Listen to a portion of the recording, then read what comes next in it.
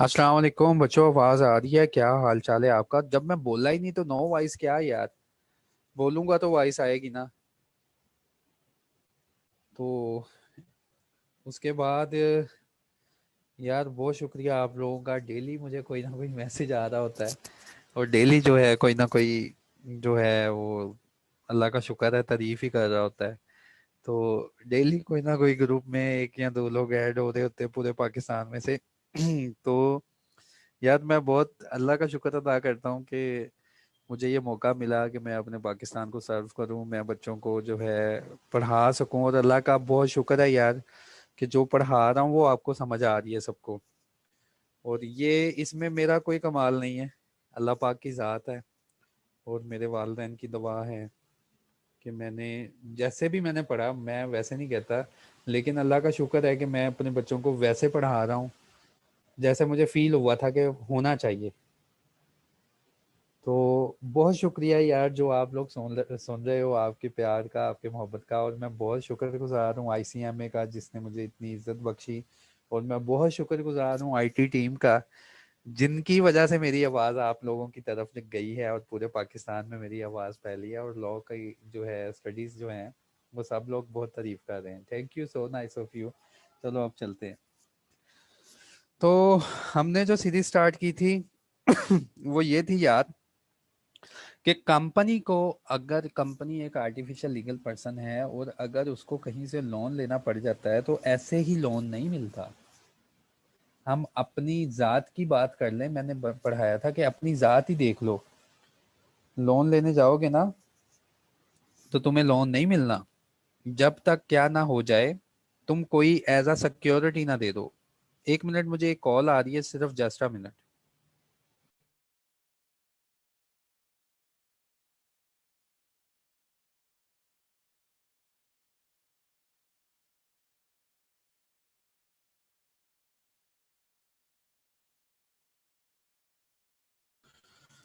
अच्छा, सॉरी।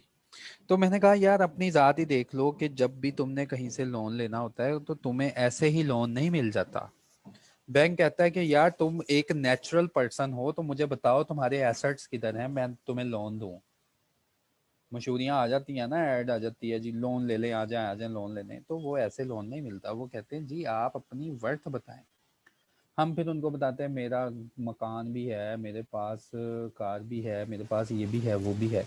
तो बैंक कहता है हाँ जी लोन मिल जाएगा, पक्का लोन मिलेगा, लेकिन कोई मकान या कोई गाड़ी, इसके कागजात हमारे पास गिरवी रखवा दें, यानी हाइपोथिकेशन करवा लें। कल को अगर लोन का डिफॉल्ट हुआ तो जब भी हम आएंगे तो ये गाड़ी आपके घर से उठा के ले जाएंगे। इसी तरह कंपनी, यार मैंने कहा था पर्सन है लेकिन आर्टिफिशियल लीगल पर्सन है।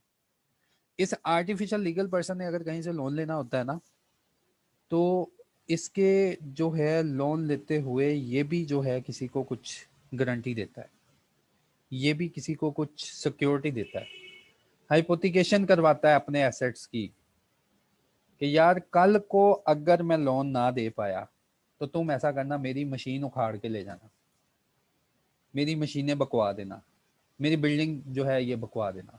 तो इन केस जो एसेट, जो चार्ज, इसको कहते हैं चार्ज, इन केस जो चार्ज रजिस्टर हुआ होता है ना, तो रजिस्ट्रेशन का फायदा ये होता है, वो जो होता है ना जो होता है क्रेडिटर, इसको फायदा होता है, इसको तसल्ली हो जाती है कि कल को अगर कंपनी वाइंड अप हुई, ये देखो कितनी अच्छी अच्छी डायग्राम मैंने बनाई, कि कल को अगर कंपनी वाइंड अप हुई तो वाइंडिंग वाइंड अप में भी ये चला गया तो इसके जो एसेट्स जिनके ऊपर चार्ज क्रिएटेड हुआ है ना, रजिस्टर हुआ है, हम लिक्विडेटर को वो पर्ची दिखाएंगे और वो एसेट साइड पे ले जाएंगे कि ये तो है ही हमारे, इनके ऊपर हमारा चार्ज है। कितना चार्ज है? लिक्विडेटर बोलेगा भाई जितना चार्ज है ना उतना हिस्सा रखें, बाकी का तो वापस करें। तो क्रेडिटर फिर चीज को बेच के पहले अपनी रकम पूरी करते हैं, जो एक्सेस हो जाता है फिर वो लिक्विडेटर को देते हैं। ये कंसेप्ट आप लोगों को समझ आया? इसके बारे में मुझे जरा मैसेज करना मैसेज बॉक्स में। ठीक है, वॉइस नहीं आ रही।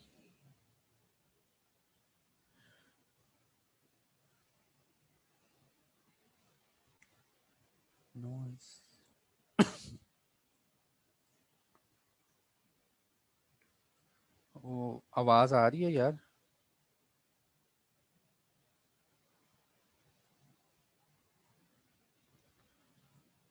रिपीट कर देता हूँ मैं।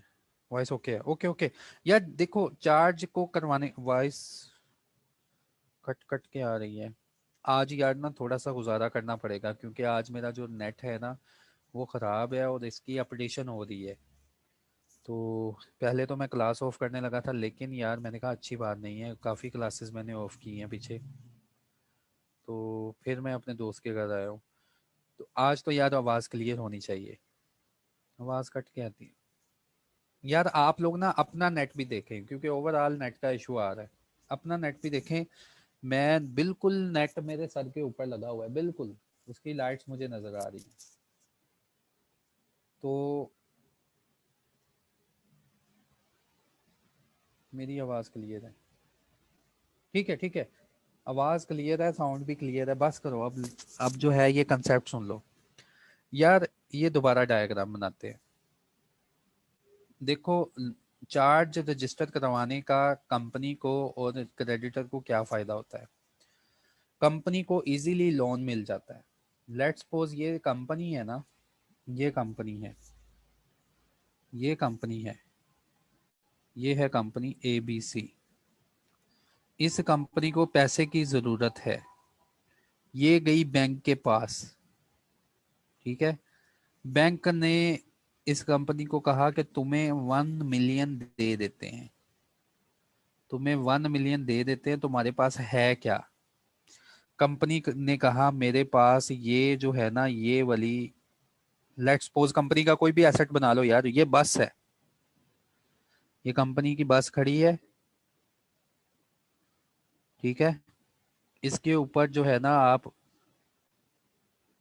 चार्ज रजिस्टर करवा ले, ठीक है। ये खिड़कियां बना दी मैंने। इसके ऊपर चार्ज रजिस्टर करवा लें। रजिस्टर करवाने का क्या, ये सिक्योरिटी मैं देता हूं आपको, ठीक है। तो इसमें चार्ज किसका आ गया? बैंक का। और ये चार्ज रजिस्ट्रार के पास रजिस्टर हो गया, रजिस्ट्रार ने भी रजिस्टर कर लिया कि कंपनी ने लोन लिया और बैंक ने इसको लोन दिया, और सिक्योरिटी क्या है? ये कार, ये बस।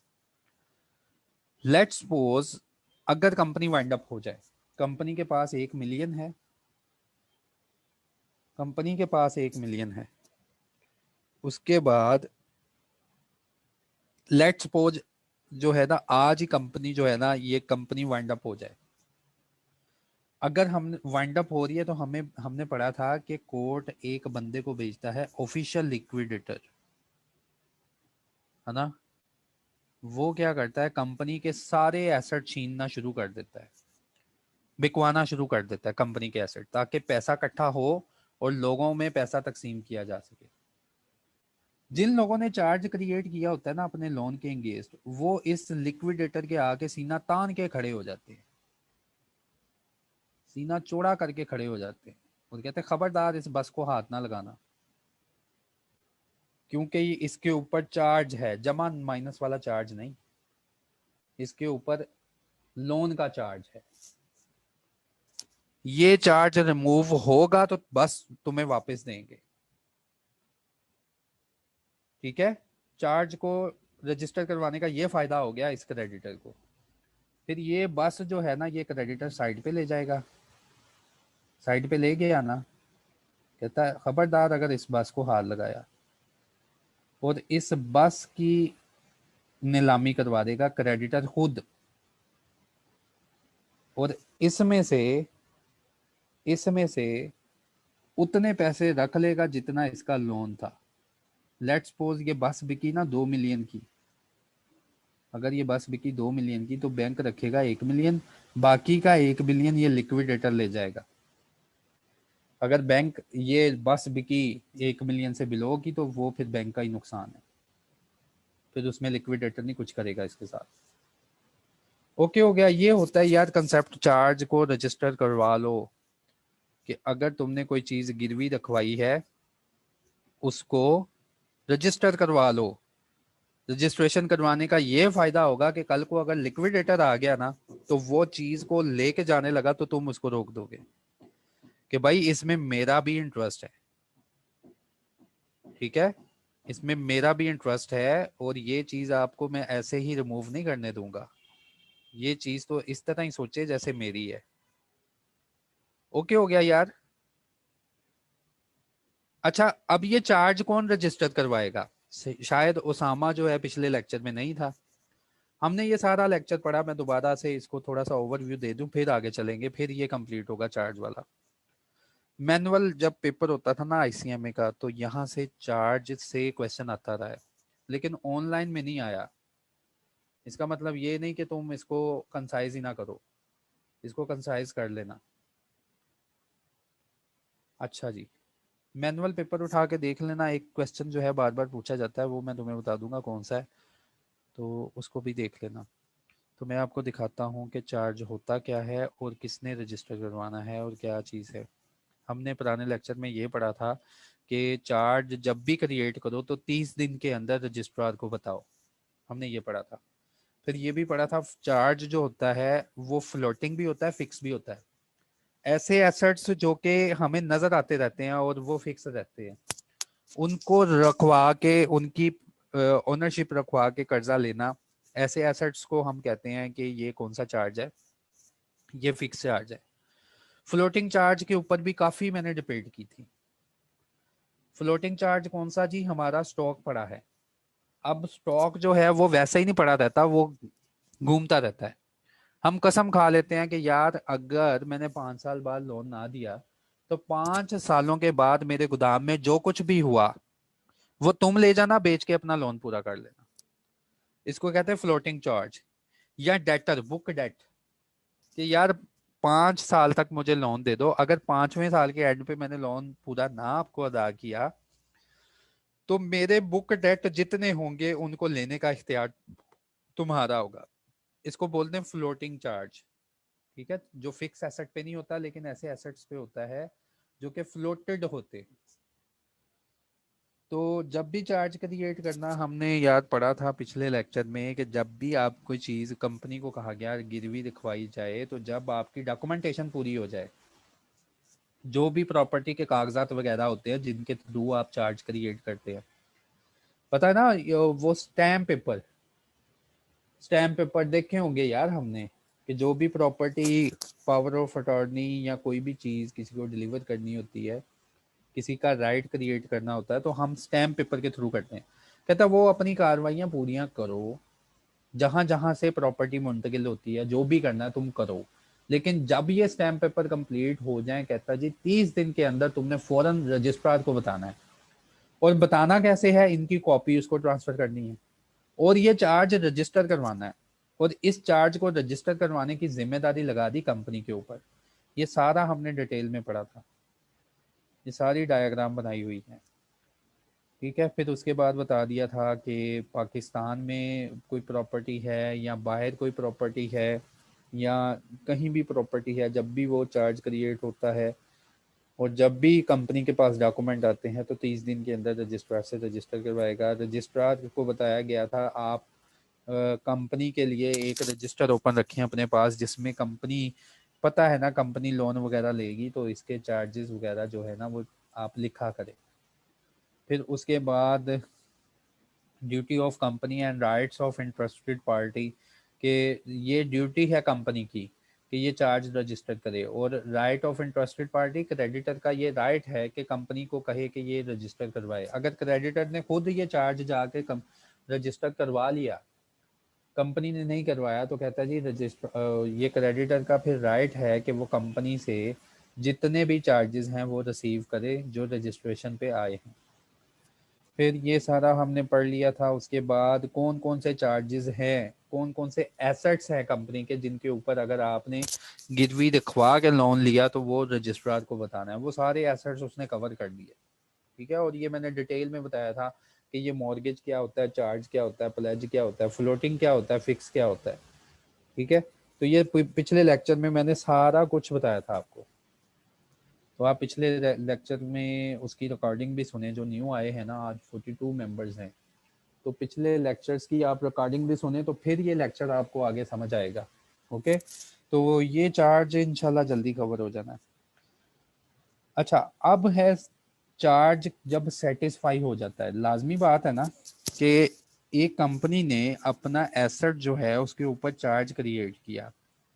मसलन कंपनी ये है ABC, इसने इस बैंक से या क्रेडिटर से, इस बैंक से या क्रेडिटर से 1 मिलियन लिया। ओके, अब इनकी जो अग्रीमेंट है उसमें लिखा हुआ है कि कंपनी इसको हर मंथ इंस्टॉलमेंट भी पे करेगी, है ना, इंस्टॉलमेंट के साथ प्लस सूद भी देगी। बैंक है ना, सूद के बगैर गुजारा ही नहीं इसका, सूद भी देगी प्लस एक सिक्योरिटी कि अगर इसने ये 1 मिलियन वापस ना किया 5 सालों के ऊपर तो ये कंपनी की बस है, आज तुम बस बिकवा के छोड़ोगे मेरे हाथ से। तो ये कंपनी की बस नहीं, ये मैंने क्या बना दी है, पता नहीं क्या बना दिया मैंने, बस ही बनाई है उससे मिलती जुलती। ठीक है, तो ये धुआं निकल रहा है, ये पता नहीं मैंने ट्राला बनाया है कि ट्रैक्टर बनाया है, चलो जो भी बनाया है। कंपनी ने फिर इसकी गारंटी भी दे दी, इसके ऊपर चार्ज क्रिएट करवा दिया कि अगर मैं लोन ना दे पाई वापस तो ये देखो, ये जो ट्राला या ट्रैक्टर है हमारा ये तुम्हारा, ये इसका मतलब चार्ज क्रिएट कर दिया ना, फिक्स चार्ज, तो ये रजिस्टर हो गया। अब मसला ये है कि जब ये चार्ज क्रिएट हुआ था तो बताया गया, जब ये सारी कार्रवाई कंप्लीट हो गई ना, ये एग्रीमेंट साइन हो गया, ये चार्ज के डॉक्यूमेंट बन गए, ये हाइपोथिकेशन हो गई, इसके ऊपर चार्ज क्रिएट हो गया, तो कहता है जी 30 दिन के अंदर, किसको बताया था, कंपनी ने 30 दिन के अंदर, ये सारा काम करने के बाद कंपनी ने 30 दिन के अंदर अंदर किसको बताया था, यहाँ पे एक रजिस्ट्रार बैठा था, इसको बताया। अब कहता है जी आपने अग्रीमेंट अपना पूरा कर लिया, पूरा कर लिया, जितने पैसे लिए थे उतने पैसे वापस कर दिए, बैंक को उतने पैसे वापस कर दिए, रेंटल भी दे दी, इंस्टॉलमेंट भी दे दी। अब इसका मतलब बैंक का कोई इख्तियार है इस कार पे, जितना रेंटल, जितनी इंस्टॉलमेंट थी, जितना लोन था, सब कुछ पे ऑफ कर दिया हमने। अब सब कुछ पे ऑफ कर दिया तो इसका मतलब कि कार के ऊपर तो चार्ज खत्म हो गया ना, तो इसको कहते हैं कि चार्ज सेटिस्फाई कर दिया, चार्ज सेटिस्फाई करना, इसको बोलते हैं चार्ज जो है ना उसको तसल्ली बख्श अदा कर दिया, चार्ज को सेटिस्फाई कर दिया। अब ये सेटिस्फाई दो तरीके से हो सकता है, या तो पैसा वापस कर दिया बैंक को, है ना, जितना पैसा लिया था उतना पैसा इसको वापस कर दिया है, तो इसका मतलब चार्ज जो है वो खत्म हो गया, जो जमा माइनस का चार्ज इसके ऊपर आया हुआ था ना यार, जमा माइनस का नहीं, वही चार्ज सूद वाला, ओ लोन वाला, तो जो चार्ज इस गाड़ी के ऊपर आया हुआ था वो सेटिस्फाई हो गया। कैसे सेटिस्फाई हो गया, कंपनी ने पैसा वापस कर दिया, तो इसका मतलब चार्ज जो है वो खत्म हो गया। या दूसरा हल ये है कि कंपनी ने पैसा नहीं वापस किया, बैंक वाले चाबी लगाई उन्होंने, और चाबी भगा, ये कार भगा के ले गए अपने साथ, फिर भी चार्ज सेटिस्फाई हो गया ना। दो तरीकों से सेटिस्फाई हो सकता है चार्ज, या तो कंपनी सारा पैसा वापस करे, ओके, और या कंपनी जो है इस एसेट को ही बैंक को दे दे, जाओ यार पैसा जो है मर गया, ले जाओ कार जहाँ पे लेके जानी, है ना। दो ही सूरतें हो सकती हैं। तो फिर कहता है जब भी ये दो सूरतें क्रिएट हों तुमने फिर रजिस्ट्रार को बताना है कि भाई हमने एक लोन लिया था, हमने एक कर्जा लिया था, हमारी किसी एसेट के ऊपर चार्ज था, अपना रजिस्टर दोबारा खोलें। रजिस्ट्रार को बोलेंगे कि अपना रजिस्टर जो है ना, वो खाता जो है जिसमें तुम चार्ज वगैरह लिखते हो उसको दोबारा खोलो। अच्छा, रजिस्ट्रार बोलेगा हाँ जी खोल लिया, ये देखें मुझे नजर आ रहा है आपने एक गाड़ी ली थी, बैंक से लोन लिया था और बैंक को गारंटी दी थी अपने एक ट्राले की। कंपनी बोलेगी वो ट्राला अब हमारा है, ये चार्ज खत्म कर दो क्योंकि हमने सारे पैसे अदा कर दिए हैं। पहली सूरत, जब चार्ज खत्म होगा। दूसरा वे, अगर कंपनी ने लोन अदा नहीं ना किया तो कंपनी फिर जाएगी रजिस्ट्रार के पास, उसको बोलेगी रजिस्ट्रार साहब बराए मेहरबानी वो खाता खोलें जिसमें हमारा चार्ज लिखा हुआ है। रजिस्ट्रार बोलेगा अच्छा जी खाता खोल लिया, अब सुनाओ क्या करना है। आपको याद है वो वाला ट्राला जो हमारी मलकियत में था, जिसको गिरवी रख के हमने एसेट लोन लिया है? रजिस्ट्रार बोलेगा हाँ जी ये देखो लिखा हुआ है फलां ABL बैंक से लोन लिया 1 मिलियन का और चार्ज क्रिएट किया ट्राले पे। कंपनी बोलेगी अफसोस के साथ अब वो ट्राला हमारा नहीं रहा, लाइन लगा दें उसके ऊपर, क्योंकि बैंक उसको उठा के ले गया। समझ आ गई? तो कंपनी एक प्रॉपर वे से इस चार्ज को सेटिस्फाई करवाएगी कि ये जो चार्ज क्रिएट हुआ था या तुमने पैसे दे के उतारा है या तुमने कंपनी की प्रॉपर्टी दे के उतारा है। तो कंपनी बताएगी कि क्या अब एसेट हमारा रह गया या नहीं रह गया, क्या अगली पार्टी एसेट लेगी और किस तरह हमने इस चार्ज को रिमूव किया। ठीक है यार, ये सारी डायग्राम है तो छोटा सा सेक्शन, लेकिन ये सारी डायग्राम समझ के फिर ही इसकी समझ आनी। तो अब मैं इसकी तरफ जाता हूँ कि कंपनी ने लोन लिया था और कंपनी ने लोन लिया था अपने ट्राले के अगेंस्ट। अब रजिस्ट्रार को बताना है कि क्या ये सेटिस्फाई हुआ, अगर हुआ तो कैसे हुआ। तो जिस एसेट को रख के ये सेटिस्फाई करवाया था, क्या वो एसेट कंपनी के पास बच गया कि वो खा पी गए हैं फिर अगले। तो ये बातें हमने किसको इंटीमेट करवानी है? रजिस्ट्रार को। Power of registrar to make the entry of satisfaction. ठीक है, रजिस्टर में एंट्री करेगा अब रजिस्ट्रार कि इस चार्ज को तुमने सेटिस्फाई कैसे किया, इस चार्ज को तुमने सेटिस्फाई कैसे किया, कैसे इसके पैसे उतार दिए तुमने। ठीक है, तो ये चीजें हमने बतानी है अब रजिस्ट्रार को। And release in the absence of intimation from the company. कहता है रजिस्ट्रार के पास पावर है कि कंपनी या तो खुद जब बताती है तब सर्टिफिकेशन की एंट्री डाल देता है रजिस्टर में, या अगर कंपनी नहीं बताती, let's suppose company wind up हो गई है ना, तो लोग चीजें उठा के ले जाएंगे। तो इन केस रजिस्ट्रार के पास अपनी पावर होती है कि उस रजिस्टर में सेटिस्फाई की एंट्रियां डाल दे। आवाज नहीं आ रही? आवाज आ रही है बताना, उतनी देर में चार्जर भी लगा लूं। मैसेज करना आवाज का।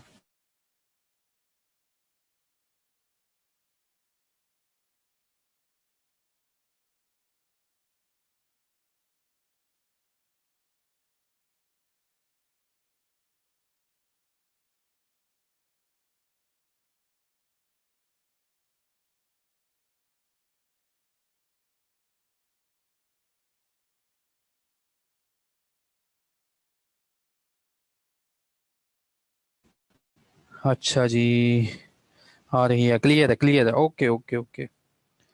अब हम क्या करेंगे, ये पावर पढ़ेंगे रजिस्ट्रार की। सुनो, रजिस्ट्रार में इन द रजिस्टर ऑफ चार्ज, जो उसने रजिस्टर ऑफ चार्ज बनाया था उसमें वो क्या करेगा, वो क्या करेगा, में enter in the register of charge, register of charge में ना एक चीज इंटर करेगा, अब मेमोरेंडम। अब मेमोरेंडम होता है याद हानि, एक छोटा सा वो याद हानि का नोट बना देगा, memorandum of certification in whole or in part, कि कर्जा कैसे इन लोगों ने उतारा, क्या सारा ही कर्जा उतार दिया, क्या थोड़ा कर्जा उतारा और बाकी बच गया था, जो भी है, कि ये लोन कैसे पूरा हुआ, ये चार्ज कैसे पूरा हुआ। आर ऑफ फैक्ट, और उसके साथ ये फैक्ट भी लिखेगा। पहले तो ये लिखेगा मेमोरेंडम में कि ये कर्जा पूरा अदा हो गया या कितना अदा हुआ, पैसे लिखेगा। लेकिन कहता है या ये लिखेगा या इसके अलावा ये लिखेगा कि चार्ज कैसे सेटिस्फाई हुआ। Or of fact that the property or undertaking has been released from the charge. कहता दूसरा पॉइंट ये लिखेगा रजिस्ट्रार कि ये लोन जो क्लियर हो रहा था, ये इन्होंने अगर सेटिस्फाई कर दिया, तो क्या जो प्रॉपर्टी रखवाई थी गिरवी जिसमें चार्ज क्रिएट किया गया था, क्या वो रिलीज हो चुकी है चार्ज से, ये लिखेगा। यहां वो क्या अल्फाज लिखेगा, या वो लिखेगा has cease to form the part of company's property, या वो वहां पे लिखेगा कि ये प्रॉपर्टी और ये जो ट्राला था जिसके अगेंस्ट कंपनी ने कर्जा लिया था, अब सीज्ड हो गया है, कंपनी के एसेट्स में से निकल गया है। क्यों निकला है? कंपनी ने कोई डिफॉल्ट किया होगा लोन का। Has ceased to form the part of company's property or undertaking. And उसके बाद क्या करेगा, रजिस्ट्रार के ऊपर जिम्मेदारी लगाई है, एंड रजिस्ट्रार क्या करेगा, inform the parties concerned, company और वो जो क्रेडिटर है दोनों को बता देगा कि मैंने अपने रजिस्टर में एंट्री कर ली है। क्यों की है, आपने मुझे बताया था कि ऐसे ऐसे करके हमने या तो पेमेंट ली है या तो एसेट उठाया है या जो कुछ भी हुआ है। ओके, ये करेगा रजिस्ट्रार। फिर कहता है जी, even if no intimation has been received by him from the company, ये इन केस होता है जब, ज्यादातर वो केस होता है जब कंपनी जो है वाइंड अप हो जाती है, तो इसको ये वाला इंटीमेशन नहीं मिल सकता कंपनी की तरफ से, या कंपनी बाय मिस्टेक इसको इंटीमेट ना करे, क्रेडिटर इंटीमेट कर दे कि भाई रजिस्ट्रार ये एसेट कंपनी की प्रॉपर्टी में था, अब अपने पास भी ये बात नोट कर लो कि ये एसेट मैं लेके जा रहा हूँ, हमारा चार्ज इन्होंने सेटिस्फाई नहीं किया तो अब हम अपना चार्ज ऐसे सेटिस्फाई करने लगे। रजिस्ट्रार में enter in the register of charge on evidence being given to his satisfaction with respect to any charge. कहता है जी, अगर रजिस्ट्रार को तसल्ली करवा दी जाए तो वो अपने रजिस्टर में एक एंट्री डाल देगा। कौन सी एंट्री, के चार्ज कैसे सेटिस्फाई हुआ, that the debt for which charge was given has been paid or satisfied in whole or in part। कहता है अगर कोई और पर्सन उसको ये प्रूफ भी दे दे और तसल्ली भी दे दे कंपनी के अलावा, जैसे बैंक था ना, बैंक की आदत होती है कि बैंक से अगर कोई कर्जा लेता है ना तो वो खुद सारे प्रॉपर्टी के कागजात बनवाता है अपने वकीलों से, और खुद जहाँ जो जो लीगल रिक्वायरमेंट है ना खुद जाके करवाता है बैंक। तो कहता है जी, रजिस्ट्रार अगर कंपनी नहीं आई तो कोई और पर्सन आके ये सारी कार्रवाई करवा रहा है तो रजिस्ट्रार ऑन द सेटिस्फिकेशन, कि सेटिस्फिकेशन सारी लेने के बाद क्या करेगा, रजिस्टर में एक एंट्री डाल देगा कि चार्ज क्लियर हो गया कि नहीं क्लियर हुआ। उसके बाद ये भी फैक्ट लिख देगा कि कंपनी की जो प्रॉपर्टी थी वो कंपनी की प्रॉपर्टी रही या सीज होगी। तो ये पॉइंट क्लियर हुआ, अगर यहाँ से कोई क्वेश्चन है तो मुझे मैसेज करना। फिर कंपनी के ऊपर ऑब्लिगेशन लगा दी, company to report the satisfaction of charge, कि कंपनी की जिम्मेदारी है जब भी चार्ज एक सेटिस्फाई होता है तो 30 दिन के अंदर रजिस्ट्रार को इंटीमेट करे। क्या कॉल करके इंटीमेट करे, नहीं यार, उस फॉर्म के ऊपर जो कि पहले से बने हुए हैं, जो पहले से बने बनाए फॉर्म इन्होंने रखे हुए हैं सीसीपी में, उन्होंने कहा स्पेसिफाइड मैनर में तुमने बताना है, अपनी तरफ से नहीं बताना कि बाखिदमत जनाब रजिस्ट्रार साहब मोदमाना गुजारिश है कि आज हमारा चार्ज क्लियर हो गया। कहता कोई ऐसी बात नहीं करनी, आपने हमें बताना है 30 दिन के अंदर जब किसी चार्ज को सेटिस्फाई करें तो इन स्पेसिफाइड मैनर, जैसे मैनर हमने बनाए हैं उन मैनर्स के ऊपर चलते हुए हमें इंटीमेट करें कि हमने या तो ये चार्ज जो है सेटिस्फाई किया है फुल और इन पार्ट, या जो भी किया है कहता हमें बताना है।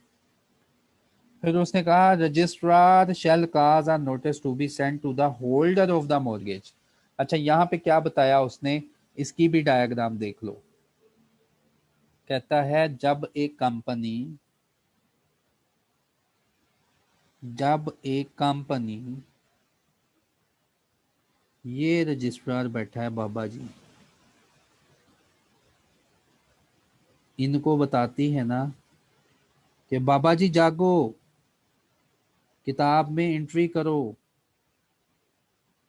चार्ज जो है हमने सेटिस्फाई कर दिया, पेमेंट दे दी, या चार्ज सेटिस्फाई हो गया, एसेट अगले बंदे एसेट हमारा उठा के लेके, जागो आप तो सोए हुए हो, एंट्री करो अपने रजिस्टर में।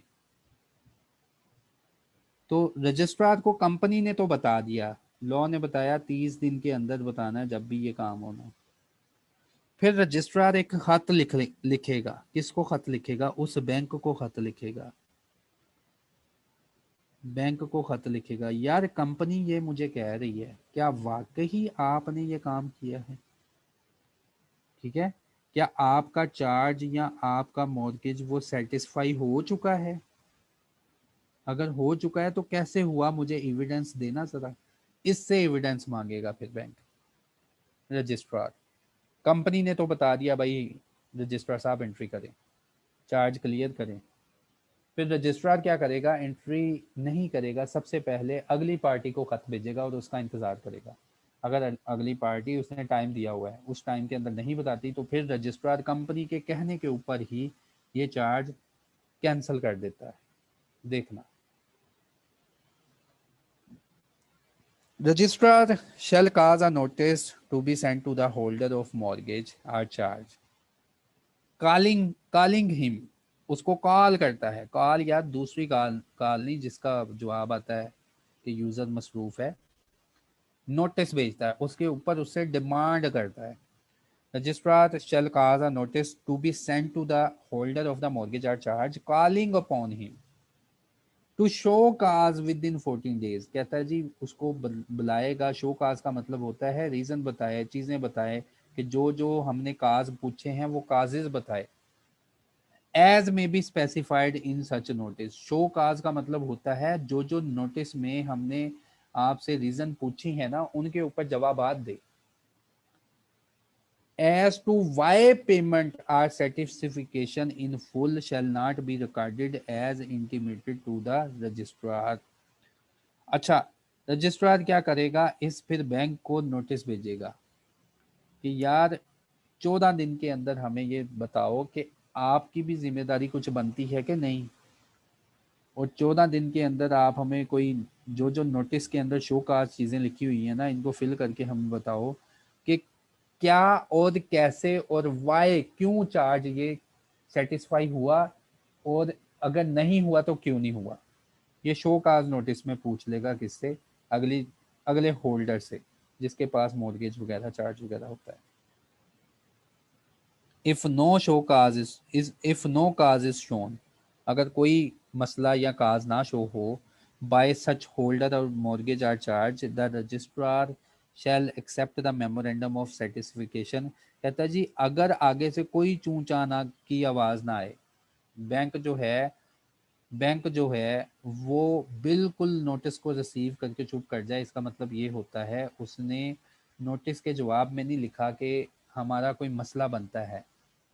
यानी कि इस रजिस्ट्रार ने बैंक को नोटिस लिखा ना कि यार ये कंपनी मुझे कह रही है चार्ज को सेटिस्फाई करो अपने रजिस्टर में से। रजिस्ट्रार कहता है मैं करने लगा हूँ, 14 दिन का टाइम है तुम्हारे पास, 14 दिन के अंदर अगर तुम्हें कोई मसला है ये नोटिस मुझे फिल करके वापस भेजो, मैं फिर कंपनी से पूछूंगा क्या मसला है। तो कहता है 14 दिन का शो काज नोटिस आ जाता है कि अगर तुम्हें कोई काज इन जो लिस्ट बनी है इसमें से अगर तुम्हारा कोई कंसर्न बनता है, इशू कोई बनता है तो वो रेज करें, नहीं तो चुप रहें। कहता है अगर no cause is shown, bank जो है चुप रहता है, उसको तसल्ली हो गई है कि ये जितनी भी रिक्वायरमेंट है ऑलरेडी फुलफिल है, तो रजिस्ट्रार क्या करेगा, मेमोरेंडम ऑफ सर्टिफिकेशन कर देगा and make the entry in the register, और रजिस्टर के अंदर एंट्री करेगा of the charges kept by him. The notice shall not be required if no objection certificate on the behalf of the mortgage is furnished along with the intimation. हाँ, कहता है ये वाला notice जो इस रजिस्ट्रार ने भेजा था ना बैंक को, इस रजिस्ट्रार ने बैंक को नोटिस भेजा था, देखो जब कंपनी ने बताया जी चार्ज की एंट्री करें सेटिस्फाई हो गया, रजिस्ट्रार ने फ़ौरन से, रजिस्ट्रार बड़ा चालाक है ये बाबा, इसने फ़ौरन से कंपनी की बात सुनी, इसको कंपनी को बोला जाओ तुम घर जाओ मैं काम करता हूँ। इसने क्या किया, सबसे पहले नोटिस लिखा बैंक को कि 14 दिन का टाइम है, अगर कोई तुम्हारा कंसर्न है, कंपनी आई है मेरे पास कि चार्ज सेटिस्फाई कर दें, तो अगर कोई कंसर्न है तो मुझे बताएं, नहीं तो मैं इसको सेटिस्फाई कर दूँ। अगर कोई कंसर्न है तो लाइन बनी होती है पूरी एक नोटिस में कि अगर आपका ये कंसर्न है टिक करें और हमें नोटिस वापस भेजें, हम फिर कंपनी से पूछेंगे। कहता है अगर नो काज इज शोन, अगर कोई काज शो नहीं होता तो फिर रजिस्ट्रार ये चार्ज जो है अपने रजिस्टर से रिमूव कर देता है। फिर कहता है ये नोटिस देने की नौबत नहीं आती, किस जगह नौबत नहीं आती, कि अगर ये कंपनी है ABC, अगर ये कंपनी है और ये बैठा है बाबा जी रजिस्ट्रार, इसको कंपनी ने कह दिया बाबा जी रजिस्टर ओपन करें, आप सोए हुए हैं, आपको पता ही नहीं हमारा चार्ज जो है वो सेटिस्फाई हो गया है, हमने कर्जा उतार दिया है, बाबा बोलेगा अच्छा चलो जाओ घर, मैं ज़रा बैंक को ख़त तो लिख लूँ। कंपनी कहती ख़त लिखने की लोड़ नहीं है आपको, ये देखें बैंक से हमने क्या लिया है, नो ऑब्जेक्शन सर्टिफिकेट, कि अब हमारा कोई ऑब्जेक्शन नहीं बनता। नो ऑब्जेक्शन सर्टिफिकेट, इसका मतलब हमने अपना करेक्टर सर्टिफिकेट ले लिया कि हम बहुत शरीफ बच्चे हैं, हमने चार्ज क्रिएट किया था तो प्रॉपरली पैसे भी पे किए हैं। ये देखें नो नो ऑब्जेक्शन सर्टिफिकेट। अगला बैंक कह रहा है कि आज के बाद मेरा इनसे कोई लेना देना नहीं, और मैंने कोई ऑब्जेक्शन नहीं, मेरे जितने पैसे लेने देने थे हमारे हो गए हैं, या पैसे नहीं दिए तो वो देखें मेरा एसेट उठा के ले गए हैं, और अब उन्होंने मुझे सर्टिफिकेट दे दिया है कि अब आज के बाद हमारा आपसे कोई लेन देन नहीं है, ये ले नो ऑब्जेक्शन सर्टिफिकेट। तो कहता है रजिस्ट्रार नो ऑब्जेक्शन सर्टिफिकेट को देख के ही ये चार्ज रिमूव कर देगा, ये वाला काम नहीं करेगा। ओके हो गया। तो ये एक लाइन थी, ये एक लाइन थी कि notice notice notice shall not be required, notice shall not be required if no objection certificate on the behalf of the holder of the mortgage or charge is furnished along with the intimation। अच्छा जी, if cause is shown। अच्छा, अब next case है कि registrar ने खत लिखा और bank को बताया 14 दिन का टाइम है, 14 दिन के अंदर अगर आपको कोई मसला है तो हमें बताएं, नहीं तो हम ये चार्ज गायब करने लगे। अब कहता है जी बैंक ने कोई काज जो है ना, नोटिस में उसने काज लिखे हुए थे कि अगर आपकी पेमेंट का इंटरेस्ट नहीं दिया तो हमें बताएं, हाँ जी कोई मसला है तो हमें बताएं। तो हमने काज शोन कर दिया कि भाई इनका अभी ना एक आधी इंस्टॉलमेंट पड़ी है और ये पहले ही शोर मचाना शुरू हो गए हैं कि हमारा जो है चार्ज खत्म हो गया है। तो इसका मतलब if any cause is shown, अगर कोई पॉइंट उठाया गया, काज उठाया गया, तो रजिस्ट्रार क्या करेगा, shall record a note to that effect in the register of the charge and shall inform the company. Registrar क्या करेगा, अपना रजिस्टर खोलेगा और उसमें फैक्ट लिखेगा कि क्या अगली पार्टी ने काज शो किया है, फिर कंपनी को भी लाइन हाजिर कर लेगा। If company fails to file the particular of certification of mortgage or charge within the time period specified, the required particular may be submitted along with the additional fee as may be specified and imposing the penalty as specified in this part। कहता जी अगर company ने फिर हमें ना सबूत दिया तो उसको फ़ी भी लगेगी और उसके बाद उसको वो पेनल्टी भी लगेगी जो हम इम्पोज कर देंगे इसके ऊपर। तो ये था सेटिस्फाई करवाने का तरीका चार्ज को। कंपनी भी अपने पास एक रजिस्टर रखे, कंपनी रजिस्टर ऑफ मॉर्गेज और चार्ज। हर कंपनी क्या करे, अपने पास एक रजिस्टर रखे जिसमें मॉर्गेज और चार्ज जो है उनकी एंट्रीज करे। इन सच फॉर्म एंड मैनर, उस फॉर्म एंड मैनर पे रखे जो कि हमने पहले से स्पेसिफाई किया हुआ है। और कोई अगर वायलेशन की गई तो कहता है हम उसको सजा देंगे। Register of charges maintained and copies of instruments creating any mortgage or charge or modification thereof kept in pursuance of this part shall be open inspection of any member or creditor without fee, any other person with the payment of fee as fixed by the company। कहता है अगर आपने ये register रखे हैं तो इनकी inspection भी करवाएं, हर उस बंदे को जो इंस्पेक्शन करवाना चाहता है। The refusal of inspection of the said copies, अगर आपने रिफ्यूज की कॉपीज, अगर आपने रिफ्यूज किया इंस्पेक्शन को तो रजिस्ट्रार क्या करेगा, सॉरी, अगर रिफ्यूज किया इंस्पेक्शन को, सेड कॉपीज की इंस्पेक्शन को, और रजिस्टर आपने नहीं इंस्पेक्ट करवाया तो ये एक ऑफेंस गिना जाएगा और लेवल 1 की पेनल्टी होगी। तो यार यहाँ तक मैंने ना बड़ी अच्छी तरह तुम्हें समझा दिया कि चार्ज कैसे क्रिएट हुआ, कैसे रजिस्टर हुआ, कैसे सेटिस्फाई हुआ। यहाँ तक किसी का कोई क्वेश्चन है ना तो मुझसे पूछे, मैं ज़रा 2 मिनट के लिए चुप हूँ, आप मुझसे क्वेश्चन पूछें ताकि फिर हम अगले टॉपिक की तरफ जाएँ और इस टॉपिक को अच्छी तरह कंक्लूड कर दें।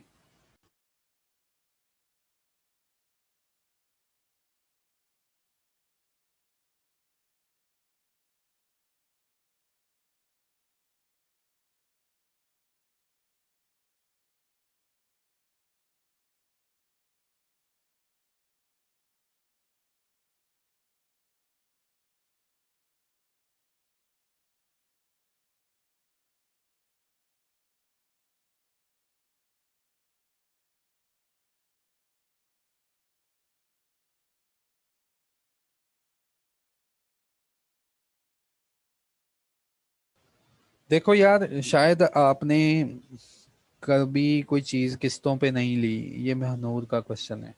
जब कोई चीज़ बैंक से किस्तों पे ली जाती है ना, और वो किस्तें क्लियर होती हैं, तो बैंक हमें एनओसी देता है। क्रेडिट कार्ड का भी मसला हो ना, तो क्रेडिट कार्ड का झगड़ा हो गया बैंक का और हमारे दरमियान, तो क्रेडिट कार्ड की पेमेंट अगर फाइनल करें ना, फाइनल पेमेंट दे और बैंक को बोले क्रेडिट कार्ड अब बंद कर दे, तो बैंक से फिर एनओसी भी लेना होता है कि बाद में तुम ये कहीं पंगा नहीं उठाओगे, तुम्हारे चार्जेस मैंने क्लियर कर दिए हैं, अब तुम चुप कर जाना, ये ना हो कि तुम बाद में मेरे ऊपर केस कर दो। एनओसी लेते हैं कि no objection certificate. Last topic कौन सा? लास्ट टॉपिक कौन सा बताऊं मैं? लास्ट टॉपिक कौन सा? अच्छा, ये क्वेश्चन भी क्लियर है। ये गैलेक्सी का मोबाइल, मुझे नाम एक तो नहीं यार, नाम से आया करे।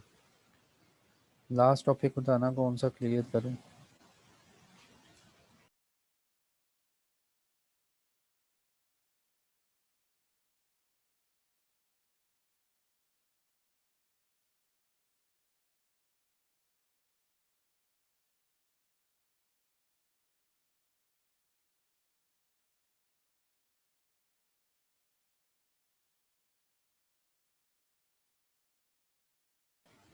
हाँ जी, कंपनी रजिस्टर मॉर्गेज वाला। हाँ, ये वाला ना। तो यार ये हमने पहले भी रजिस्ट्रेशन के यार टॉपिक पढ़े हुए हैं। अपनी लैंग्वेज में आपने लिखना है कि कंपनी ने अपने पास जो है ना रजिस्टर क्रिएट करना है मॉर्गेज का। अगर वायलेशन की तो कहता जी हाँ, हम कंपनी को फाइन लगाएंगे। फिर उसके बाद सिंपल सी बात लिखी है कि ये रजिस्टर जो है आपने इंस्पेक्शन करवानी है। अगर कोई मेंबर देखने आ गया रजिस्टर, या कोई क्रेडिटर देखने आ गया, तो उसको विदाउट फी इंस्पेक्शन करवानी है। और अगर कहता जी इनके अलावा कोई और बंदा आ गया, इनके अलावा कोई और पर्सन आ गया जो ना तो कंपनी का मेंबर है और ना कंपनी का क्रेडिटर्स है, तो कहता है उनसे उतनी फी ले लेना जितनी आपने कंपनी के आर्टिकल में लिखी हुई है, और वो फी लेके उसको इंस्पेक्शन अपनी बुक्स ऑफ अकाउंट दिखा देना जिसके अंदर चार्ज वगैरह है। अगर कहता है आपने रिफ्यूअल किया, आपने इंस्पेक्शन नहीं करवाई, कॉपीज की, कॉपीज कौन सी, ये जो इंस्ट्रूमेंट है जिसमें चार्ज क्रिएट किया गया है, या इस रजिस्टर की, तो कहता है ये हमारी नज़र में एक जुर्म है और आपको एक सज़ा लगेगी पेनल्टी 1 की ऑन स्टैंडर्ड स्केल, और हर उस ऑफिसर को लगेगी जो कि नोइंगली ऑथोराइज करेगा, परमिट करेगा या रिफ्यूज करेगा कि हमने रजिस्टर नहीं दिखाने, जाओ जो होता है कर लो। कहता फिर हम उसका हिसाब कर लेंगे। ये था लास्ट पॉइंट। ठीक है, तो कोई कंसर्न है तो बताएं, फिर हम नेक्स्ट टॉपिक जो है वो स्टार्ट करते हैं।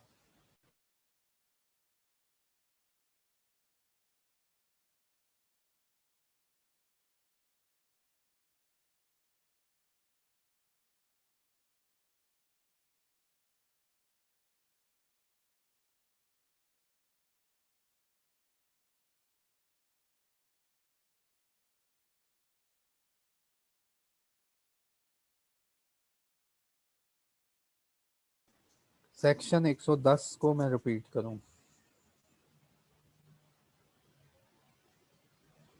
110। चलो इंग्लिश पढ़ के रिपीट करते हैं, शायद मेरी पंजाबी की तुम्हें समझ नहीं आई। अब सुनना। वो कहता है जी, रजिस्ट्रार में enter in the register of charge. जो रजिस्टर हम, यार कहानी पता क्या है, थीम के साथ तुम्हें लेके आता हूँ। ये देखो, कहानी ये है, जब भी कंपनी कर्जा लेगी ना, तो वो कर्जा लेके जो भी एसेट गिरवी रखवाती है, तो कहता है 30 दिन के अंदर रजिस्ट्रार को बताना है। अब रजिस्ट्रार को बता दिया तो क्या रजिस्ट्रार चुप करके बैठेगा, तुम्हारा मुंह देखेगा? फिर रजिस्ट्रार को बोला कि बाबा जी आप क्या करें, ये देखो, register of charge to be kept by the registrar. उस बाबा जी को कहा, बाबा जी आप पता क्या करें, कंपनी बता के गई है तो अच्छे बाबा जी रजिस्टर में एंट्री करें, ये बात लिख लें कि कंपनी ने एक एसेट गिरवी रखवाया। ये क्लियर हुआ ये पॉइंट? अब इस रजिस्टर में बात लिखी हुई है कि कंपनी ने एसेट रखवाया, गिरवी रखवाया और कर्जा लिया। उसके बाद कहता है जी अब इस रजिस्टर के अंदर मजीद एंट्री क्या करनी है, दो ही एंट्रियां होंगी ना, कि या तो कर्जा फुल पे कर दिया या अगला बंदा जिसको एसेट रखवाया था वो एसेट आपका खा पी गया, है ना, दो ही एंट्रियां होगी ना, बोलो। तो इसके ऊपर है सेक्शन नंबर 110 कि ये चार्ज कैसे सेटिस्फाई हुआ और रजिस्ट्रार अपने रजिस्टर में क्या लिखेगा। अवैस जिया, अवैस बोलो, फिर मैं पढ़ाता हूँ इसे। अवैस बोलना है आपने दोबारा, ठीक है। हाँ, अब इसके ऊपर सेक्शन नंबर 110 है कि वो जो बाबा जी ने रजिस्टर रखा है ना अपने पास, उसमें अब मजीद क्या लिखेंगे। कहता है जी रजिस्ट्रार क्या करेगा, वो बाबा जी क्या करेंगे। रजिस्ट्रार यार बाबा नहीं होता, ठीक है, वो आपको पढ़ाने के लिए मैं कह रहा हूँ। द रजिस्ट्रार में enter in the register of charges, register of charges में इंटर करेगा, क्या लिखेगा। अब मेमोरेंडम, मेमोरेंडम कहते हैं याद हानि, छोटा सा नोट। यहाँ पे वो मेमोरेंडम ऑफ एसोसिएशन ना लेके आ जाना, झगड़ा ना शुरू कर देना मेरे साथ। मेमोरेंडम तो वो होता है, ये देखो ये लिखा हुआ है मेमोरेंडम ऑफ सेटिस्फिकेशन, कि याद हानि के नोट, और कैसा नोट, कि ये चार्ज कैसे सेटिस्फाई हुआ, उसका मेमोरेंडम। पहली बात कि रजिस्टर में एंट्री की हुई है ना कि चार्ज क्रिएट है, उसके एंगेस्ट एक छोटा सा नोट लिखेगा कि ये कैसे सेटिस्फाई हुआ, होल हुआ कि अभी आधा हुआ। Okay clear. दूसरा, यहाँ ये फैक्ट लिखेगा कि जो प्रॉपर्टी है जिसके एंगेस्ट कर्जा लिया था, या अंडरटेकिंग का मतलब कि कंपनी की कुछ अंडरटेकिंग, यार कोई कंपनी की फ्रेंचाइज सोच लो, या कंपनी की पूरी फैक्ट्री, एक आधी फैक्ट्री सोच लो, अंडरटेकिंग। फिर ये भी लिखेगा, ये फैक्ट भी लिखेगा कि जो प्रॉपर्टी रखवा के कर्जा लिया था has been released from the charge, कि चार्ज से रिलीज हो चुकी। क्यों, क्योंकि हमने इतना कर्जा पे कर दिया है। हो गया, ये भी पॉइंट हो गया। अच्छा, ये दो सूरतें हैं कि जी जब पैसा वापस दिया जाएगा तब की सूरतें हैं। अब मसला ये है कि यार दुनिया में नॉन हैपनिंग भी तो होती है ना, जैसा सोचा जाता है वैसा होता नहीं। कंपनी ने जो सोचा था वैसे प्लान के मुताबिक नहीं किया, कंपनी का पैसा डूब गया। अब कंपनी के ऊपर जो चार्ज है उसका हल क्या होगा, बैंक इसकी गाड़ियां उठा के ले जाएगा, बैंक इसकी अंडरटेकिंग सीज कर देगा, उठा लेगा, बेच देगा इसकी फैक्ट्री को। जिसके ऊपर भी चार्ज क्रिएट किया हुआ बैंक उसके ऊपर अपना कब्जा डालेगा। तो कहता है जी दूसरी प्रॉपर्टी, दूसरी सूरत, या फिर ये लिखेगा रजिस्टर में, ये रजिस्ट्रार को गाइडलाइन है कि यहाँ तुम क्या लिखोगे, तुम फिर ये लिखोगे कि प्रॉपर्टी सीज हो गई है, अब कंपनी का हिस्सा नहीं बनी। क्यों नहीं बनी, क्योंकि पेमेंट नहीं दी थी। तो हल क्या होता है यार, फिर जिस पार्टी जिस चीज के ऊपर चार्ज है वो छीन लेंगे। फिर ये लिखेगा कि प्रॉपर्टी जो है हिस्सा नहीं रही कंपनी की, और ये काम करने के बाद पार्टीज को इन्फॉर्म कर देगा कि मैंने अपने रजिस्टर में क्या एंट्री की है। यहाँ तक क्लियर है ओवैस। ये नीचे वाला भी पढ़ना है कि यहाँ तक था ओवैस।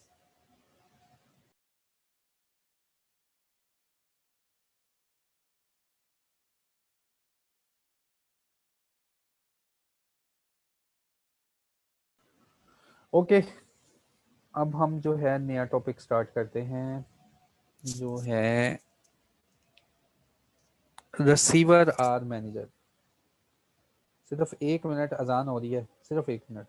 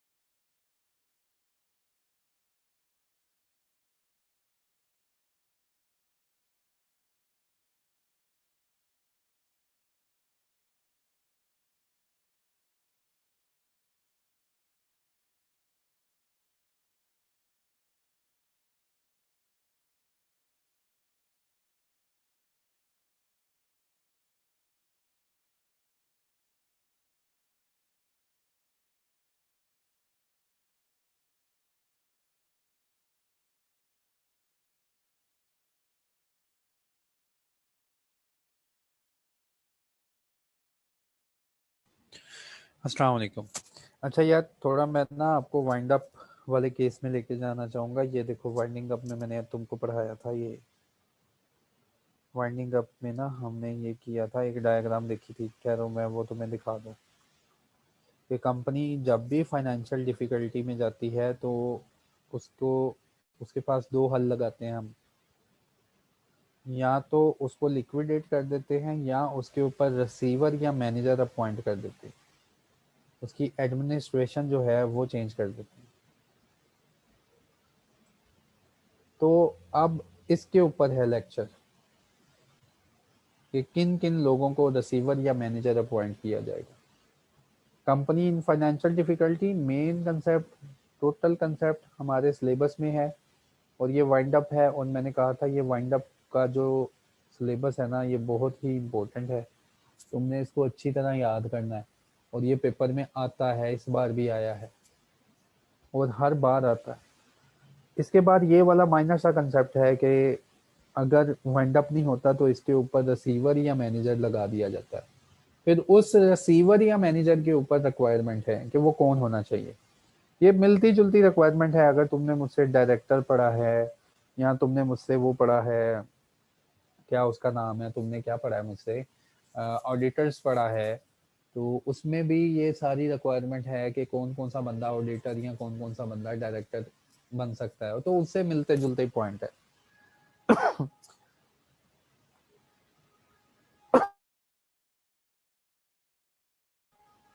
सॉरी। अच्छा, receiver and manager. Receiver and manager disqualification for the appointment as receiver or manager. कहता है ये बंदे तो कभी भी कंपनी की प्रॉपर्टी के ऊपर रिसीवर या मैनेजर नहीं बन सकते। The following shall not be appointed as receiver or manager of the company's property, namely minor, a person is of unsound mind and stands so declared by the competent court। एक person पागल दिमाग का है और उसको court में declare कर दे। उसके बाद अ बॉडी कॉर्पोरेट, एक कंपनी कभी भी दूसरी कंपनी का रिसीवर या मैनेजर नहीं बनेगी, उसकी एडमिनिस्ट्रेशन नहीं लेगी। उसके बाद a director of the company, अगर एक डायरेक्टर किसी कंपनी का डायरेक्टर है तो लॉ कहता है उसको कभी भी किसी भी कंपनी का रिसीवर और मैनेजर नहीं बनाना। एन अनडिस्चार्ज इंसॉल्वेंट, ऐसा इंसॉल्वेंट जिसकी कार्रवाई कोर्ट में चल रही है। अनलेस कोर्ट क्या करे, grant a leave by the court by which he was has been adjudicated as an insolvent. ऐसा अनडिस्चार्ज इंसॉल्वेंट जो कि कोर्ट से लीव ले ले और कोर्ट की इजाजत लेके बनना चाहे रिसीवर या मैनेजर, कहता फिर बना देंगे। A person disqualified by a court, या कोई ऐसा पर्सन जिसको लॉ ने स्पेसिफिकली मना कर दिया कि पूरी जिंदगी इसको अब किसी कंपनी का रिसीवर या मैनेजर नहीं लगाना। A person disqualified by a court from being concerned with are taking part in the management of the company in any other way unless he is granted leave by the court। कहता है जी वो person भी manager नहीं बनेगा जिसको court ने specifically मना कर दिया है कि तुम कभी भी किसी कंपनी के मैनेजर या रिसीवर नहीं बनोगे, अनलेस वो कोर्ट इसी कोर्ट से इजाजतनामा ना लिया है कि आप मुझे फलां कंपनी के लिए बना दें, मुझे इजाजत दे दें। तो ये था रिसीवर एंड मैनेजर का कंसेप्ट कि जब एक कंपनी फाइनेंशियल डिफिकल्टी में जाती है तो कोर्ट उसके ऊपर एडमिनिस्ट्रेशन लगा देता है, मार्शल लॉ लगा देता है उसके ऊपर। तो मार्शल लॉ वो कहता है हर कोई नहीं लगाएगा। कौन लगाएगा? ना तो वो बच्चा हो, ना तो वो पागल हो, ना तो वो कोई कंपनी हो, ना तो को वो डायरेक्टर हो, ना वो कोई अनडिस्चार्ज इंसॉल्वेंट हो, और ना वो कोई ऐसा बंदा हो जिसको कोर्ट ने डिस्क्वालिफाइड किया है। इनके अलावा कोर्ट जो है रिसीवर या मैनेजर जो भी है अपॉइंट करते हैं कंपनी के ऊपर। ये बंदे अपॉइंट नहीं हो सकते रिसीवर और मैनेजर। फिर अगर एक बंदा कंपनी की प्रॉपर्टी के ऊपर रिसीवर या मैनेजर अपॉइंट हो गया है, उसको देख रहा है, उसकी नजर में मामलात चलने शुरू हो गए हैं, तो वो पर्सन क्या करेगा? Filing of accounts of receiver और मैनेजर।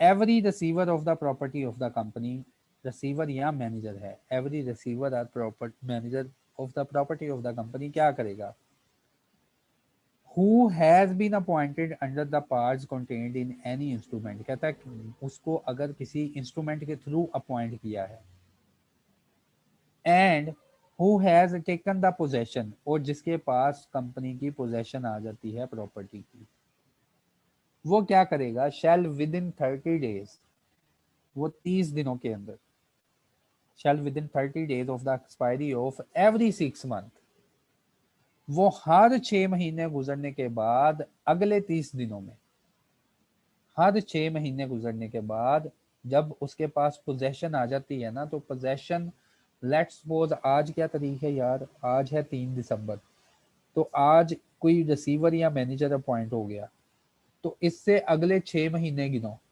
इससे अगले 6 महीने गिनो गिनो गिनो गिनो, 6 महीने गुजरेंगे ना, तो उससे अगले फिर 30 दिन, यानी कि आज से गिनने शुरू करें ना, तो ये 6 महीने पूरे होते हैं 3 मई पे, है ना, 3 मई पे कि 3 जून पे, हाँ 3 जून पे, ये पता नहीं यार जून पे खत्म होते हैं या मई में, उंगलियों से गिन के बता दो, दिसंबर जनवरी फरवरी मार्च अप्रैल, हाँ 3 मई पे, 3 मई पे ये 2 मई पे सॉरी ये खत्म होते हैं 6 महीने, तो 6 महीने के आगे फिर 30 दिन, यानी कि 3 जून तक इसके पास टाइम है, ये रिसीवर या मैनेजर क्या करेगा, shall within 30 days after the expiry of every 6 month, और ये हर 6 महीने में ये काम करेगा, while he is remain in possession, file with the registrar an extract in the form specified, कहता है रजिस्ट्रार के पास ना एक फॉर्म डाउनलोड करेगा जो स्पेसिफाइड किया है, और उसके ऊपर चीजें लिखेगा, of his receipts and payment during the period to which the abstract relates, कहता है एक जो है एब्स्ट्रैक्ट कहते हैं कोई स्टेटमेंट वगैरह जो स्पेसिफाई की है एससीसीपी ने, वो कहता है ये रिसीवर जो है ना फिर रजिस्ट्रार के पास एब्स्ट्रैक्ट जो है उसको फिल करेगा, क्या लो कि लेट्स सपोज उसने कह दिया ना रिसीट एंड पेमेंट, हो सकता है ये फाइनेंशियल स्टेटमेंट हो, वो फाइनेंशियल स्टेटमेंट बनाएगा, लेकिन ऐसी फाइनेंशियल स्टेटमेंट जो कि एससीसीपी ने जो पहले से बनी बनाई है, और खाली जगह फिल करेगा ये बस, और जिसमें ये बताएगा रिसीट्स एंड पेमेंट्स कि इस प्रॉपर्टी के अगेंस्ट कितनी रिसीट्स इसको मिली हैं और कितनी इसने इस प्रॉपर्टी को अपनी सुपरविजन में रख के कितनी पेमेंट्स की हैं। Every receiver of the property of the company shall within 30 days on ceasing to act as receiver, पहले उसने कह दिया पोजेशन मिली ना इसको, तो हर 6 महीने गुजरने के बाद 30 दिन के अंदर ये रजिस्ट्रार के पास फाइल करेगा receipt and payment account.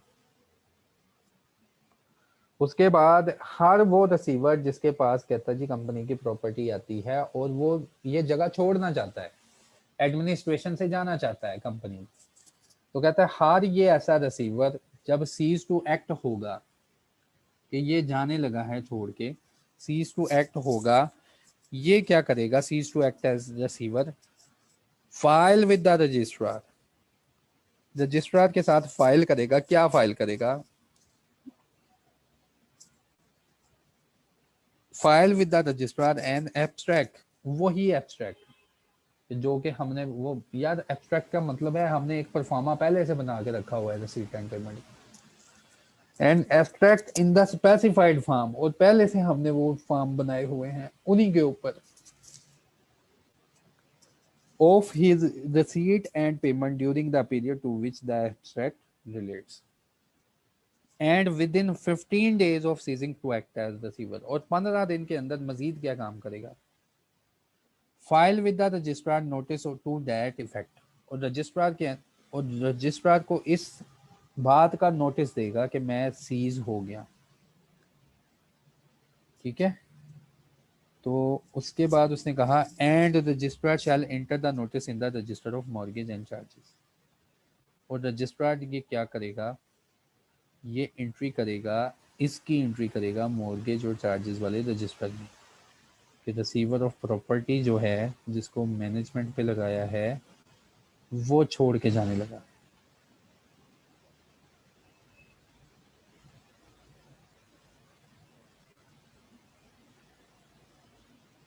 Registration of appointment of receiver और manager,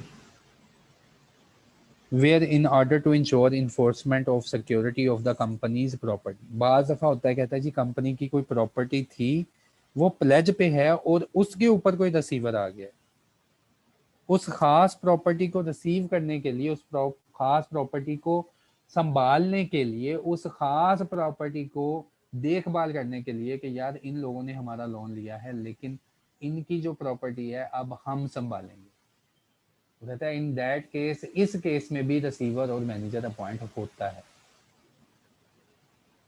registration of the appointment, ये अब वो वाला रिसीवर है जो कि किसी खास प्रॉपर्टी के लिए आया, सिर्फ जिस प्रॉपर्टी के एंगेंस्ट लोन लिया था, अब उस प्रॉपर्टी के लिए, अब उस प्रॉपर्टी को मैनेज करने के लिए जो क्रेडिटर है वो अपना एक रिसीवर या मैनेजर अपॉइंट कर रहा है।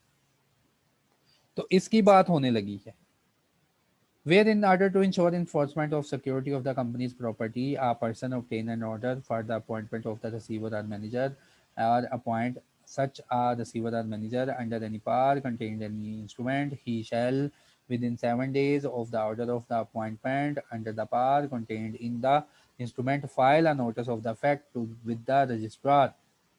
हो गया ना क्लियर कि अगर कोई ऐसा बंदा अपॉइंट हुआ है किसी इंस्ट्रूमेंट या किसी ऑर्डर के तहत, तो वो फिर क्या करेगा, रजिस्ट्रार को नोटिस भेजेगा कि ये जो अंडरटेकिंग है अब हमारे कब्जे में है, अब हम इसको देख रहे हैं, है ये कंपनी की लेकिन इसमें हमारा इंटरेस्ट भी है, इसलिए इसकी जो भी रसीद एंड पेमेंट जो भी इसकी कार्रवाई है हम देख रहे हैं।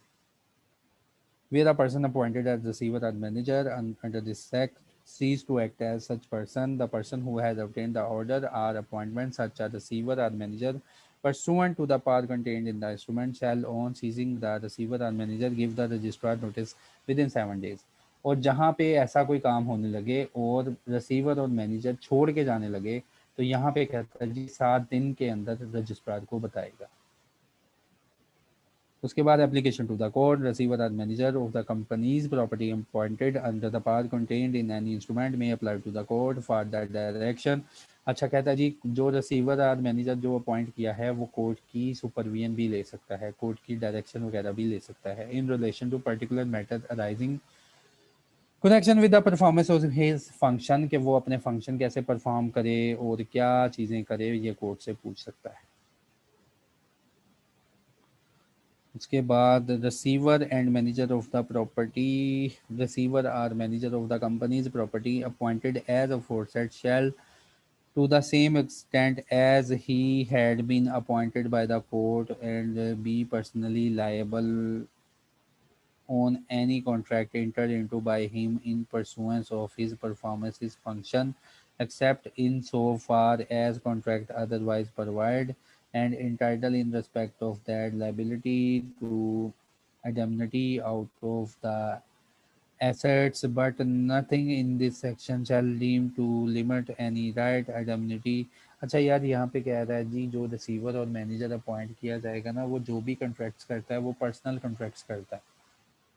अगर उसके उसकी जो सुपरविजन में जो कंपनी की प्रॉपर्टी आ गई है ना, कंपनी की देखभाल कर रहा है, प्रॉपर्टी की देखभाल कर रहा है और उसको कोर्ट ने अपॉइंट किया, कहता फिर वो जो भी कॉन्ट्रैक्ट करता है इसके बाद, फिर वो ये मैं कहाँ पे आ गया, फिर वो जो भी कॉन्ट्रैक्ट करता है कंपनी के, जो जो भी कॉन्ट्रैक्ट करेगा, कहता वो पर्सनल कॉन्ट्रैक्ट करेगा, कंपनी के लिए कॉन्ट्रैक्ट करेगा लेकिन अपने नाम से कॉन्ट्रैक्ट करेगा, उसकी पर्सनल लाइबिलिटी होगी।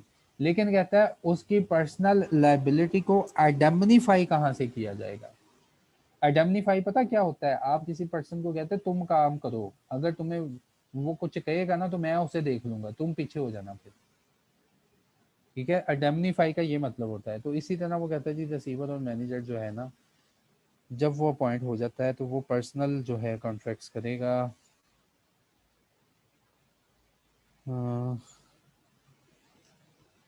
अच्छा बताता हूँ, उस्ताद, ये पता नहीं कौन सा उस्ताद आ गया अब यहाँ पे। एप्लीकेशन टू द कोर्ट, इसमें हम लास्ट पॉइंट पढ़ रहे हैं कि रिसीवर जो है वो अगर कॉन्ट्रैक्ट्स वगैरह करेगा तो कहता है जी पर्सनल नेम से करेगा, लेकिन इसकी पर्सनल लाइबिलिटी को आइडेंटिफाई कहाँ से किया जाएगा, यानी कि फुलफिल कहाँ से किया जाएगा, कहता कंपनी के एसेट से, कंपनी के पैसों से, ठीक है। तो ये वाला लास्ट पॉइंट बताया गया है। अच्छा, अब ये क्वेश्चन है कि सर ऊपर सेक्शन 13 में 7 दिन बताए हैं, यार ये वो वाला रिसीवर है, यहाँ पे वो वाला रिसीवर है जो कि बाय कोई इंस्ट्रूमेंट वगैरह आपने अपॉइंट किया, या आपने लोन लिया था और बैंक को कहा कि चलो इस प्रॉपर्टी को आप मैनेज करना शुरू कर दें, तो ये उस रिसीवर की बात हो रही है। ऊपर वाला रिसीवर जो है ना वो कोर्ट ने अपॉइंट किया है, ठीक है, every receiver of the property. और ये जो प्रॉपर्टी का रिसीवर है ना, ये 6 महीने के अंदर और 30 दिन के अंदर ये रिटर्न बना के देगा, और ये वाला रिसीवर भी ऐसे ही रिटर्न बनाएगा। लेकिन जब ये अपॉइंट होगा और जब ये छोड़ेगा तो इसके लिए 7 दिन का टाइम है, 7 दिन के अंदर कंपनी को बताया करेगा। लेकिन ये वाला जो रिसीवर है ये 30 दिन का और 15 दिन का टाइम है, 15 दिन के अंदर जो है कंपनी को बताएगा, तो रजिस्ट्रार को सॉरी बताएगा। ठीक हो गया। Power of court to fix the remuneration of the receiver और मैनेजर। ये कोर्ट की पावर है कि वो रिसीवर की रेम्यूनरेशन फिक्स करे। कोर्ट में on an application made to it by the receiver और manager of the property by order fix the amount to be paid by way of remuneration to any person who under the power contained in the instrument has been appointed as receiver or manager of the company's property। कहता है company property के ऊपर अगर आप कोई instrument के ज़रिए कोई रिसीवर या अपॉइंटर मुकर्रर करते हैं तो उसकी तनख्वाह कौन मुकर्रर कर सकता है? कोर्ट मुकर्रर कर सकता है। Provided that the amount of remuneration shall not exceed such limit as may be specified। कहता है इनकी तनख्वाहें जो रिसीवर या मैनेजर अपॉइंट होते हैं ना, इनकी तनख्वाहें कहता है जी हमने भी बता दी हैं कंपनी एक्ट में। तो कहता है जी हमारी प्रेस्क्राइब लिमिट से इनकी तनख्वाह ऊपर ना जाए। हाँ, कोर्ट का इख्तियार है इसी लाइन में रहते हुए कहता है जी कुछ भी डिसाइड कर दे। उसके बाद power of court shall where no previous order has been made with respect thereto extended to fixing the remuneration for any period before making the order। और उसके बाद कहता है B एक्साइजेबल not withstanding the receiver manager had died are seize to act as before making the order as it. यार ये खुद पढ़ लेना आप। Power of court shall where no previous order has been made with respect to, कहता है जी power of court बताने लगा हूँ जहाँ पे अगर कोई भी पिछला ऑर्डर मतलब ये वाला ऑर्डर ना किया जाए और ये एक्सटेंड होती है। पावर ऑफ कोर्ट कहता है जी एक्सटेंड है कहाँ तक? To fixing the remuneration of any period before making the order or application thereof. Court के पास पावर है कि वो उसकी पावर एक्सटेंडेड है कि वो रेम्यूनरेशन को फिक्स कर सकता है before making the order of या एप्लीकेशन देयर ऑफ। किसी एप्लीकेशन को करने एप्लीकेशन आने से पहले कहता है जी कोर्ट जो है ना इसकी रेम्यूनरेशन फिक्स कर सकता है। बी एक्साइजेबल, और ऐसे एक्साइजेबल होती है not with standing with the fact that, ये इस फैक्ट के अलावा नॉट विथ स्टैंडिंग कहते हैं इससे इसका कोई गर्ज नहीं कि receiver or manager had died or cease to act before the making of the order or application of thereof, and where the receiver or manager has paid or has retained for his remuneration for any period before making the order any amount in excess of that so fixed for that period the extent to requiring him। कहता है जहाँ पे फिर court ने कोई remuneration बाद में fix किया और रिसीवर या मैनेजर पहले से ज़्यादा कोई रेम्यूनरेशन ले रहा है तो कहता है पावर ऑफ कोर्ट एक्सटेंड है रिक्वायरिंग हिम या उसके रिप्रेजेंटेटिव को अगर ये मर गया है to account for the excess or such for thereof as may be specified. ठीक है, तो उन्होंने कोर्ट की पावर बताई कि कोर्ट जो है ना इसके पास इख्तियार है कि कुछ भी ऑर्डर पास कर सकता है। फिर उसने कहा जी कोर्ट के पास इख्तियार है कि अगर रिसीवर या मैनेजर ज़्यादा पैसे लेके जा रहा है ना तो इस रिक्वायर कर सकता है उसे कि पैसे जो है ये कौन से तुमने अपने हक में ट्रांसफर करने हैं, कितनी रेम्यूनरेशन रखनी है और कितना एक्सेस वापस करना है। यहाँ तक अगर किसी का क्वेश्चन है तो पूछो। अच्छा, ये तो मैंने बता दिया सेक्शन 13 में और 114 में क्यों नहीं।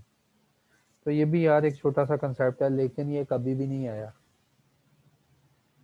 लेकिन ये कभी भी नहीं आया, इस बार ऑनलाइन में भी तो नहीं आया, कभी भी नहीं आया।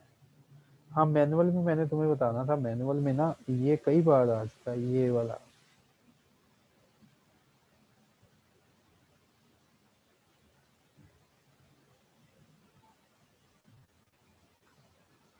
ये वाले जो एसेट्स हैं, इनमें से 3-4 एसेट याद कर लेना। लेकिन ऑनलाइन में नहीं आ रहा यार अब आजकल ये वाला टॉपिक। इसका मतलब ये नहीं कि तुमने इसको देखना ही नहीं, इसको देखो, एक अच्छा कंसेप्ट है। चलो ठीक है, फिर कल एक नए टॉपिक के साथ मिलेंगे। मैं अपने आवर्स पता कर लूँ आज कि मेरे अवेलेबल आवर्स कितने हैं, तो बाकी का प्लान मैं उन आवर्स के ऊपर जो है आपके साथ शेयर कर दूंगा कि मैंने किस तारीख को अब क्या करवाना है। ओके, अगर कोई क्वेश्चन हुआ तो ग्रुप में पूछना। कोई क्वेश्चन है किसी का?